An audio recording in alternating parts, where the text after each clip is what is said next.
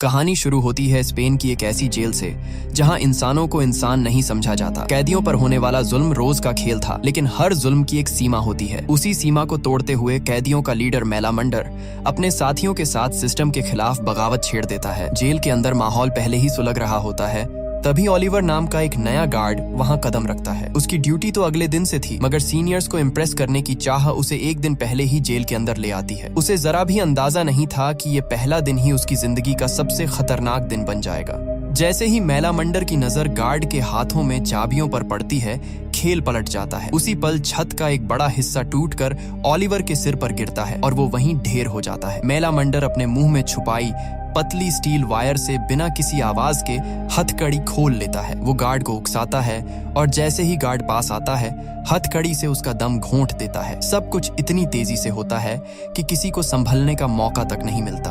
Oliver के साथ मौजूद दूसरा गार्ड उसे घसीटते हुए एक खाली सेल में छुपा देता है, सेल नंबर 251। तब तक ओलिवर बेहोश हो चुका था। उधर बगावत आग की तरह फैलने लगती है। कैदी ताले तोड़ देते हैं, कॉरिडोर पर कब्जा कर लेते हैं। हर तरफ आग, धुआं और चीखें गूंजने लगती हैं। पूरी जेल दहशत में डूब जाती है। ओलिवर का साथी गार्ड दुविधा में पड़ जाता है कि उसे बाहर ले जाए या नहीं, लेकिन डर हावी हो जाता है। वो सोचता है अगर भागने की कोशिश की तो दोनों पकड़े जाएंगे और जिंदा नहीं बचेंगे। मजबूरन वो ओलिवर को वहीं छोड़कर चला जाता है। बेहोशी में पड़ा ओलिवर चारों तरफ से आती चीखों, मारपीट और तोड़फोड़ की आवाजें सुन रहा था। ऊपर कंट्रोल रूम में जेल का डायरेक्टर सीसीटीवी स्क्रीन से सब देख रहा था, लेकिन वो भी बेबस था। उसे समझ नहीं आ रहा था कि मेलामंडर का असली मकसद आखिर है क्या। कुछ देर बाद मेलामंडर का एक आदमी सेल 211 तक पहुंचता है। जमीन पर पड़े एक अनजान शख्स को देखकर वो बिना सोचे उसे जोर का थप्पड़ मारता है। ओलिवर की आंखें खुल जाती हैं, लेकिन दिमाग अभी भी सुन्न था। कैदी उससे सवाल करता है, जवाब न मिलने पर दरवाजा बंद कर देता है और चला जाता है। अब ओलिवर को पूरी तरह समझ आ जाता है कि जेल में दंगे भड़क चुके हैं और वो उनके बीच फंसा हुआ है। वो तुरंत हालात के हिसाब से खुद को ढालने लगता है। अपने शू लेसेस निकालकर टॉयलेट में फ्लश कर देता है, बेल्ट गद्दे के नीचे छुपा देता है और पर्स भी टॉयलेट में डाल देता है, क्योंकि उसे पता है नए कैदी से ये सब छीन लिया जाता है। वो अपनी शादी की अंगूठी उतारने ही वाला होता है कि अचानक सेल का दरवाजा फिर खुलता है। इस बार वही आदमी वापस आता है और अब ओलिवर को लेने आया होता है। ओलिवर को घसीटते हुए सीधे मेलामंडर के सामने लाया गया। माहौल इतना तना हुआ था कि जरा सी गलती जान ले सकती थी, लेकिन ओलिवर के चेहरे पर हैरानी की जगह अजीब सा कॉन्फिडेंस था। उसने आराम से एक सिगरेट निकाली, कश लिया और डब्बा वापस बढ़ा दिया। बिल्कुल शांत लहजे में बोला कि वो तो आज ही जेल में आया है और सिर पर लगी चोट गार्ड्स की पिटाई का नतीजा है। उसके चेहरे पर न डर था न घबराहट। यही बात मेलामंडर को खटक गई। चेहरा इतना मासूम लग रहा था जैसे उसने जिंदगी में कभी किसी का बुरा ही न किया हो। मेलामंडर कुछ कहता, उससे पहले ही ओलिवर अकड़ के साथ बोल पड़ा, क्या बे, तू ज्योतिषी है? शक्ल देख के मेरा पूरा इतिहास पढ़ लेगा। ये सुनते ही माहौल में सन्नाटा छा गया। कुछ सेकंड तक मेलामंडर बस उसे घूरता रहा। यही अकड़ धीरे धीरे उसके भरोसे में बदलने लगी। फिर भी पूरी तरह तसल्ली के लिए उसने ओलिवर को पैंट उतारने का हुक्म दिया। ओलिवर कंफ्यूज जरूर हुआ, लेकिन हालात समझकर चुपचाप मान गया। यही उसकी किस्मत थी। जेल में किसी कैदी को अंडरवियर पहनने की इजाजत नहीं होती और इत्तेफाक से ओलिवर वैसे भी नहीं पहनता था। मेलामंडर का आखिरी शक भी वहीं खत्म हो गया।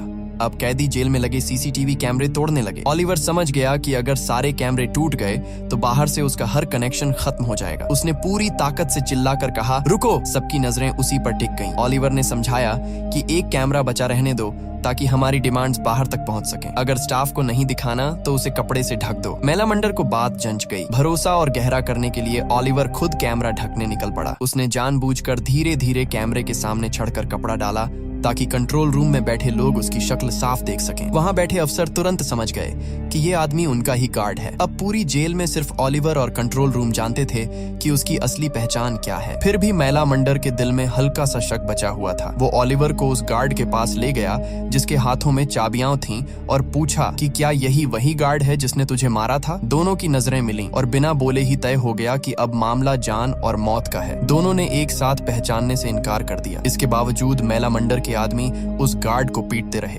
इसी बीच जेल का डायरेक्टर आखिरकार टूट गया और उसने स्पेशल फोर्सेस को कॉल कर दिया। कुछ ही देर में जेल के बाहर स्पेशल फोर्सेस अपनी पोजीशन ले चुकी थी। ऊपर से ऑर्डर बिल्कुल साफ थे, सिर्फ 2 गार्ड बंधक हैं। कैदियों की कोई मांग नहीं मानी जाएगी, बिना देर किए ऑपरेशन शुरू करो और किसी भी कीमत पर जेल का कंट्रोल वापस लो। लेकिन तभी हालात ने और खतरनाक मोड़ ले लिया। खबर आई कि जेल के अंदर 3 बेहद अहम पॉलिटिकल कैदी भी मौजूद हैं, जिनका अब तक ट्रांसफर नहीं हुआ था। मीडिया को दंगों की भनक लग चुकी थी और पूरे देश की नजरें अब इसी जेल पर टिकी थीं। ये तीनों कैदी बड़े लीडर्स थे। अगर इनके साथ कुछ भी होता तो बाहर हालात बेकाबू हो जाते और पूरे देश में दंगे भड़क सकते थे। मैलामंडर ये बात अच्छी तरह जानता था और उसने चाल पहले ही चल दी थी। तीनों को अपने कंट्रोल में लेकर उसने सीसीटीवी के जरिए जेल मैनेजमेंट को साफ संदेश दे दिया। अब पॉलिटिकल कैदियों के बंधक बनते ही कैदियों की ताकत कई गुना बढ़ गई। जेल के अंदर जश्न जैसा माहौल बन गया। कंट्रोल रूम में बैठा जेल डायरेक्टर समझ चुका था कि मामला अब हाथ से निकल चुका है, इसीलिए मजबूरन कैदियों से बातचीत के लिए एक आदमी बुलाया गया। इसी दौरान मैलामंडर का पुराना रिकॉर्ड भी सामने आया। 10 साल पहले भी उसने इसी तरह की एक बगावत की थी, जिसमें एक गार्ड की जान चली गई थी। उसी दिन से वो जेल के अंदर खुद को बॉस समझने लगा था। अब उसने ओलिवर की तरफ देखा और कहा कि डिमांड्स लिखने में उसकी मदद करे। मांगे सुनने में बड़ी नहीं थी, लेकिन सिस्टम के लिए चुभने वाली थी। जेल के कमरों की हालत सुधारी जाए, हर 15 दिन में परिवार से मिलने का हक दिया जाए, बीमार कैदियों को ढंग के हॉस्पिटल में इलाज मिले, न कि सलाखों के पीछे खड़े होकर डॉक्टर बस दूर से देख लें। मैलामंडर ने गुस्से में एक पुरानी बात भी याद दिलाई। पहले एक कैदी के दिमाग में ट्यूमर था, लेकिन उसे झूठा कहकर नजरअंदाज कर दिया गया। दर्द से तड़पते हुए उसकी वहीं मौत हो गई। यही वो जख्म था जिसने इस बगावत को आग बना दिया था। ओलिवर को मैलामंडर की डिमांड्स में कुछ भी गलत नहीं लगा। उल्टा उसकी लीडरशिप और सोच देखकर वो अंदर ही अंदर इम्प्रेस हो गया। बातचीत के दौरान ओलिवर ने बड़ी चालाकी से अपनी पर्सनल कहानी छेड़ दी। उसने बताया कि उसकी वाइफ प्रेग्नेंट है, बच्चा आने वाला है और वो खुद जेल में फंसा हुआ है। ये सुनकर मैलामंडर के चेहरे पर अफसोस झलक आया। भरोसा और गहराने के लिए ओलिवर ने एक झूठी कहानी भी गढ़ दी। उसने कहा कि जिस आदमी को उसने मारा था वो ड्रग डीलर था और उसी ने उसके छोटे भाई की जान ली थी। बदला लेने के अलावा उसके पास कोई रास्ता नहीं था। ये सुनकर मैलामंडर को उसके लिए और बुरा लगने लगा। ओलिवर तेजी से उसके करीब आता जा रहा था। इसी बीच नेगोशिएटर भी जेल के अंदर पहुंच चुका था। मैलामंडर ने ओलिवर से कहा कि उसकी तलाशी लो। ओलिवर ने बड़ी समझदारी से तलाशी लेते हुए ही तीनों पॉलिटिकल बंदियों की लोकेशन बता दी और फिर अपनी डिमांड्स नेगोशिएटर के सामने रख दी। नेगोशिएटर ने भरोसा दिलाया कि वो ये मांगे ऊपर तक पहुंचाकर लौटेगा। जाते जाते मैलामंडर ने एक और बात जोड़ दी। उसके लोग सुबह से काम कर रहे हैं, भूखे हैं, उन्हें अच्छा खाना चाहिए। साथ ही उसने ये भी कहा कि ओलिवर को उसकी पत्नी से बात करने दी जाए। नेगोशिएटर ने कहा कि कॉल करवाना उसके कंट्रोल में है, वो ओलिवर को साथ ले जाएगा और थोड़ी देर में वापस छोड़ देगा।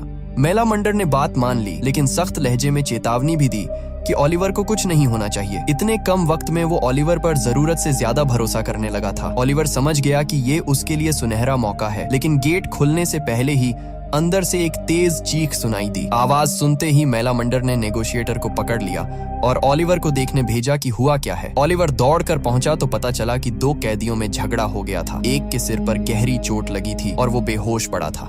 कंट्रोल रूम में बैठे स्पेशल फोर्सेस कमांडर ने ये सब कैमरे में देखा और गलत समझ बैठा कि कोई बेहद अहम शख्स मारा गया है। उसने बिना देर किए अटैक का ऑर्डर दे दिया।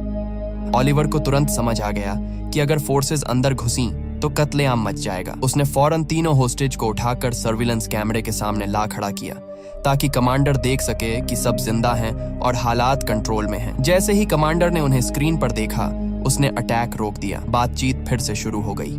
ओलिवर की सूझबूझ और हिम्मत ने न जाने कितनी जानें बचा ली थी, मगर मैलामंडर को ये बात खटकने लगी कि ये आदमी आज ही आया है और आज ही हीरो बन रहा है। ओलिवर ने हालात भांप लिए। उसने तुरंत सबके सामने मैलामंडर का हाथ उठाकर कहा कि ये सब सर के कहने पर किया है। अब कैदियों का जोश और बढ़ गया। दोनों को कंधों पर उठाकर सेलिब्रेट किया जाने लगा।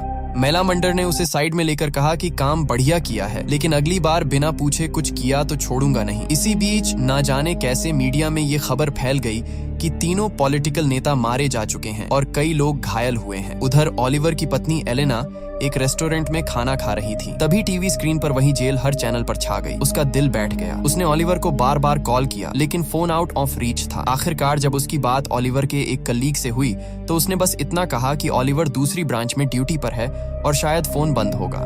एलेना ये बात मानने को तैयार नहीं थी। उसे साफ लग रहा था कि कुछ बहुत गलत है। उसने तुरंत अपनी कार निकाली और जेल के बाहर पहुंच गई। तब तक वहां कई कैदियों के परिवार वाले भी जमा हो चुके थे। हर किसी की आंखों में एक ही सवाल था, अंदर उनका अपना आदमी ठीक तो है ना? एलेना भी उसी भीड़ में शामिल हो गई। ऑलिवर के बारे में पूछती रही, लेकिन किसी के पास कोई साफ जवाब नहीं था।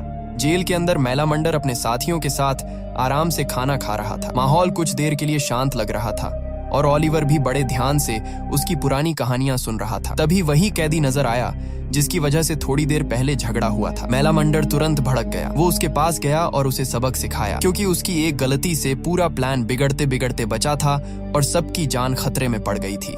इसी हंगामे के बीच ऑलिवर को मौका मिल गया। मैलामंडर की कुर्सी पर रखा वॉकी टॉकी उसने चुपचाप उठा लिया। उसके दिल में सिर्फ अपनी पत्नी का ख्याल था। उसने तुरंत अपने कलीग से संपर्क किया और कहा कि एलेना को बता दे कि वो ठीक है। उधर से जवाब आया कि एलेना से बात हो चुकी है और सब कुछ अरेंज कर दिया गया है। ऑलिवर ने थोड़ी राहत की सांस ली। कुछ देर बाद मैलामंडर और उसके आदमी जेल में लगे टीवी पर बाहर चल रहे प्रोटेस्ट देखने लगे। हर तरफ रिश्तेदारों का हंगामा था। कैमरे उनकी चीख पुकार दिखा रहे थे। मैलामंडर ने तय किया कि अब जेल मैनेजमेंट से दोबारा बात करनी होगी। जैसे ही उसने वॉकी टॉकी ढूंढी, वो कुर्सी पर नहीं थी। घबराकर उसने और उसके आदमियों ने हर जगह तलाश की, लेकिन कुछ नहीं मिला। तभी ऑलिवर आगे आया और बोला कि उसने वॉकी टॉकी संभाल कर रखी है, क्योंकि गलत हाथों में चली जाती तो बड़ा नुकसान हो सकता था। बात सही लगी, इसलिए किसी को शक नहीं हुआ। लेकिन बैल्कनी से अपाचे सब कुछ देख चुका था। वो चुपचाप अपने कमरे में गया, एक छोटे टिन के डिब्बे में छुपा मोबाइल निकाला और एक गार्ड को कॉल किया। यहीं से खुलासा हुआ कि अपाचे असल में जेल अथॉरिटीज के लिए काम करने वाला खबरी था। कुछ ही देर में उसे ऑलिवर की असली पहचान भी पता चल गई। उधर जेल के बाहर गुस्सा और भड़क चुका था। भीड़ ने गार्ड ऑफिस पर पत्थर फेंकने शुरू कर दिए। पहले से तमतमाया गार्ड यूट्रेला आपा खो बैठा। उसने तुरंत एक टीम बनाई और लाठियां लेकर भीड़ पर टूट पड़ा। बिना सोचे समझे मार शुरू हो गई। तभी जेल के अंदर टीवी स्क्रीन पर ऑलिवर ने अपनी पत्नी एलेना को देखा। भीड़ में डरी सहमी सी उसका खून खौल उठा। उसने झट से वॉकी टॉकी उठाई और गुस्से में अपने कलीग से पूछा कि जब सब अरेंज था तो उसकी पत्नी वहां क्या कर रही है। उसी पल कलीग को समझ आया कि मीडिया सब कुछ लाइव दिखा रही है और परिवार वाले टीवी पर अपने लोगों को देख पा रहे हैं। जेल अथॉरिटीज ने तुरंत पूरी जेल का टीवी सिग्नल काट दिया। बाहर हालात और बिगड़ गए। भीड़ में धक्का मुक्की बढ़ने लगी और एलेना को पेट में तेज दर्द होने लगा। तभी एक लाठी का वार हुआ और वो जमीन पर गिर पड़ी। यूट्रेला के उस वार को मीडिया कैमरे ने साफ कैद कर लिया। अंदर टीवी बंद होते ही कैदियों का गुस्सा और भड़क उठा। मैलामंडर ने फौरन वॉकी टॉकी पर मैनेजमेंट से घायल लोगों की लिस्ट मांगी। ऑलिवर ने जब अपनी पत्नी के बारे में पूछा तो जेल वालों ने झूठ बोलते हुए कहा कि सब ठीक है। तभी अपाचे उसके पास आ गया। उसने धमकी दी कि अगर उसकी बात नहीं मानी तो सबके सामने ऑलिवर की सच्चाई खोल देगा। ऑलिवर जरा भी नहीं डरा। उसने उल्टा उसे घूरते हुए कहा कि वो तो आज ही जेल में आया है और गार्ड है। लोग उसका धोखा शायद सह भी लें, लेकिन अपाचे तो सालों से कैदी बनकर सबको धोखा दे रहा था। ये सुनते ही अपाचे के चेहरे से रंग उड़ गया। उसे अंदाजा नहीं था कि ऑलिवर उसके बारे में सब जान चुका है। बाहर यूट्रेला को सस्पेंड कर दिया गया। कागजों में लिखा गया कि उसने भीड़ में किसी को चोट पहुंचाई है, लेकिन हकीकत ये थी कि जेल अथॉरिटीज उसे बचा रही थी। अंदर जेल में मैलामंडर और ऑलिवर शांति से बैठे आगे की रणनीति पर बात कर रहे थे। मैलामंडर ने कहा कि वो सारी जिम्मेदारी अपने ऊपर ले लेगा और ये दिखाया जाएगा कि ऑलिवर मजबूरी में उसका साथ दे रहा था। इससे ऑलिवर की सजा कम हो जाएगी और वो जल्द अपनी बीवी और होने वाले बच्चे के पास लौट सकेगा। उस पल ऑलिवर को पहली बार लगा कि शायद सब ठीक हो सकता है। तभी जेल मैनेजमेंट की तरफ से घायलों की लिस्ट आ गई। मैलामंडर ने लिस्ट देखी तो उसमें सिर्फ 4 नाम थे। वो तुरंत समझ गया कि मैनेजमेंट झूठ बोल रही है। उसका गुस्सा फूट पड़ा। उसने कहा कि अब कोई बड़ा कदम उठाना पड़ेगा। उसने फैसला कर लिया कि 3 बंधक नेताओं में से किसी एक को मार दिया जाएगा। ऑलिवर ने तुरंत रोका। उसने समझाया कि अगर किसी बंधक को मार दिया गया तो फोर्सेस बिना सोचे अंदर घुस आएंगी और कोई भी जिंदा नहीं बचेगा। फिर उसने एक खौफनाक लेकिन कम खतरनाक रास्ता सुझाया। सिर्फ एक कान काट देते हैं ताकि उन्हें समझ आ जाए कि हम मजाक नहीं कर रहे।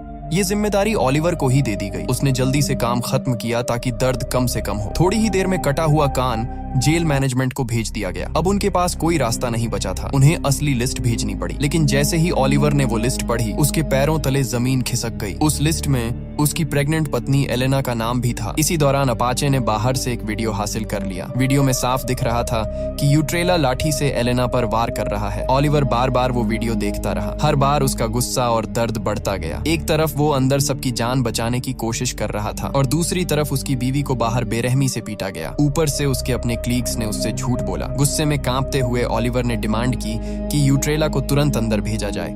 बंधकों की जान खतरे में थी, इसलिए मैनेजमेंट मना नहीं कर पाई। यूट्रेला को अकेले अंदर भेज दिया गया। जैसे ही वो अंदर आया, मेलामंडर ने चाकू दिखाकर उसे काबू में कर लिया और कैमरों से दूर ले गया। ओलिवर ने उससे एलेना के बारे में पूछा, लेकिन उसने चुप्पी साध ली। जब ओलिवर ने वीडियो उसके सामने रखी तो उसने नजरें फेर लीं। उसी पल ओलिवर का सब्र टूट गया। वो उस पर टूट पड़ा, मारता चला गया। वो अब होश में नहीं था।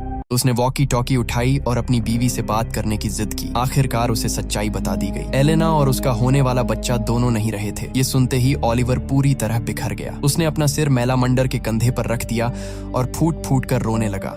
मेलामंडर ने गुस्से में आदेश दिया कि सभी गार्ड को मिलकर पीटा जाए, लेकिन तभी यूट्रेला ने चिल्लाकर ओलिवर की असली पहचान सबके सामने खोल दी। उसने कहा कि ये आदमी जेल का गार्ड है। कैदी एक पल के लिए सन्न रह गए, लेकिन ओलिवर को अब किसी की परवाह नहीं थी। उसके अंदर सिर्फ एक ही चीज बची थी, बदला। उसने सबके सामने यूट्रेला को मार डाला। अपनी बीवी और बच्चे को खोने के बाद उसके लिए जिंदगी का कोई मतलब नहीं बचा था।